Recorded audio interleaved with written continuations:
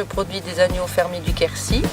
Alors je me suis installée dans les années 2000 et j'ai repris l'exploitation familiale. Je travaille avec comme brebis des brebis Côte du Lot.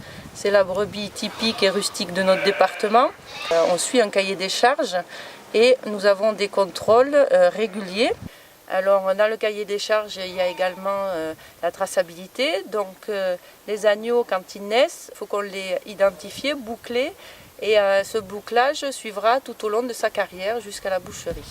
Mes souhaits ou mes rêves, c'est qu'on respecte mieux les agriculteurs ou les éleveurs, qu'on se rende compte du travail qui est fourni et qu'on le voit dans l'assiette, qu'on retrouve tout ça dans l'assiette et qu'on se rende compte que quand on mange de l'agneau ou une autre viande, peu importe, on a l'éleveur qui l'a produit, c'est beaucoup investi, c'est beaucoup impliqué et j'aimerais que quand on sent l'agneau ou quand on le mange, tout ça revienne et ça serait vraiment sensationnel pour nous. Ça serait une reconnaissance de notre travail et donc ça serait vraiment le top.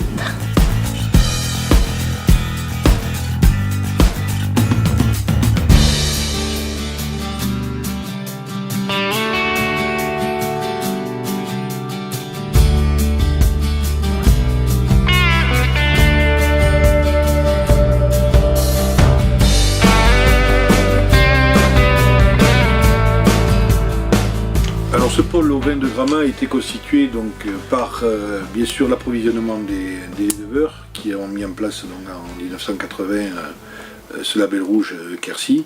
Ce site emploie 110 personnes qui sont tous spécialisés en filière ovine et qui sont passionnés en plus par la qualité du produit qui implique aussi une qualité de leur travail pour satisfaire donc, à la garantie alimentaire aux consommateurs.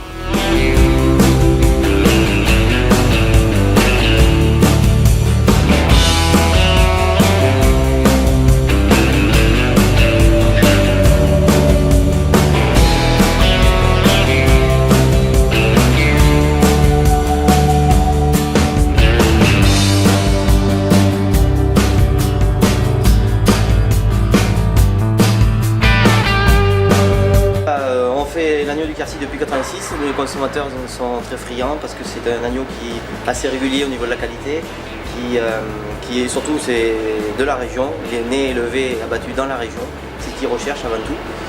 J'ai été distingué en 2013 pour avoir été le meilleur boucher à label rouge de France, donc parce que je fais plusieurs viandes de label rouge et je me bats pour ça et pour la qualité.